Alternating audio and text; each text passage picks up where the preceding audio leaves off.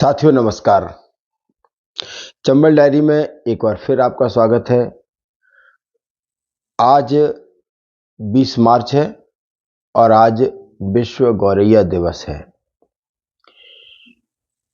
हम सब जब छोटे थे तो हमारे आसपास गौरैया, जिसको हम हाउस स्पैरो, चिड़ैया और भी अन्य अन्य जगह चिड़ी है ना, ऐसे नामों से बुलाते हैं। छोटे थे तो हमारे घरों के आसपास सब जगह पाई जाती थी। अब वर्तमान में यह गौरैया भी हमारे आसपास से बिल्कुल लुप्त होती जा रही है। इसके बहुत सारे कारण हैं, जिनमें से एक प्रमुख कारण ये है कि इसका जो आवास का संकट हो गया है। आजकल जो वर्तमान में मकान बनते हैं, उन मकानों में ना तो आले होते हैं। पहले क्या है, गांव में छप्पर में जो है यह अपने घोंसले बना लेती थी, और घरों में जो आले होते थे, क्योंकि ये बहुत ऊंचाई पर नहीं मिलती है, मल्टी स्टोरी बिल्डिंग है, कांच लगे हुए हैं, तो उन सब के कारण क्या है, इसका जो आवास बिल्कुल जो है हैबिटेट डिस्टर्ब हुआ है। अब इसके अलावा अगर हमने जहाँ कहीं भी घरौंदे बनाए हैं, घरौंदे में मैंने भी अपने यहाँ काफ़ी सारे घरौंदे बनाए हुए थे, और उनमें गौरैया का प्रतिवर्ष जो है एक अच्छी खासी संख्या में उनका आना होता है।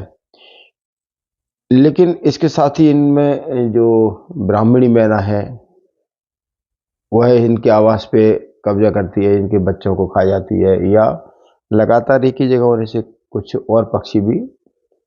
और खास करके आजकल क्या हो गया है कि आवास में जो बुलबुल है, रेड वेंटेड बुलबुल है ना, वह भी जो है इसके जो झाड़ियों का आवास था, जो छोटी झाड़ियों के आवास पे रेड वेंटेड बुलबुल का कब्जा हो गया है। तो अब बुलबुल बड़ी संख्या में दिखने लगी है, और गौरैया के लिए यह एक संकट हो गया है। तो आज के दिन मैं यही आह्वान करता हूं आप सभी से कि हम पहले तो कोशिश करें कि उनको प्राकृतिक वातावरण मिले, कि अगर हमारे घर के आसपास जहाँ भी हम रह रहे हैं वहाँ कुछ ऐसी सुरक्षित झाड़ियाँ हैं तो उनको रहने दें, गौरैया का जो प्राकृतिक आवास है उसको रहने दें। इसके अलावा अगर नहीं है तो हम ये कार्डबोर्ड के, कुछ प्लास्टिक की बोतलों के, कुछ मिट्टी के घरौंदे, ये हम अगर अपने घर के आसपास लटका देंगे जहाँ बंदरों से खतरा ना हो, बिल्ली से खतरा ना हो, या अन्य और पक्षी नहीं आते हों। दूसरा, इसको थोड़ा शेड की ज़रूरत पड़ती है। अगर हम आप खुले में लगा देंगे तो वहाँ धूप, हवा, पानी से जो है ये गौरैया वहाँ घोंसला बनाएगी नहीं। तो गौरैया घोंसला वहीं बनाएगी जहाँ उसको सुरक्षित होगा। तो जहाँ छज्जे के नीचे है ना, वहाँ हम इसको सुरक्षित आवास दे सकते हैं।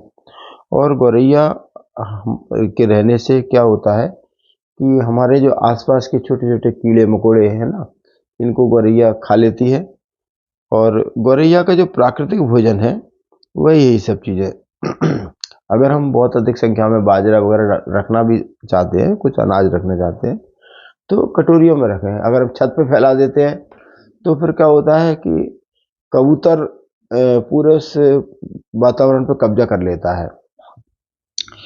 तो जब कबूतर का कब्जा हो जाएगा तो वहाँ पर गौरैया का आवास होना मुश्किल हो जाता है।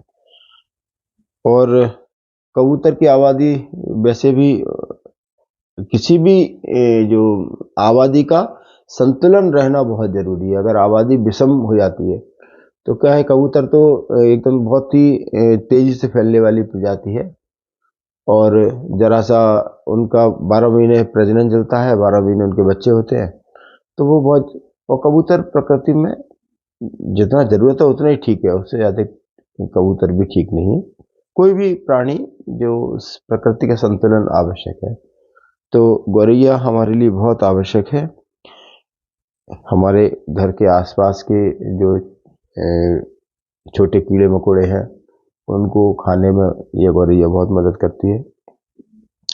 दूसरा, गर्मी आ रही है तो हम घर के आसपास पीने के पानी की इंतजाम जरूर रखें। पानी जो है, और वो बर्तन हम जो भी छत पे रखते हैं पानी का, वह हम नियमित साफ करें, वह भी एक आवश्यक है।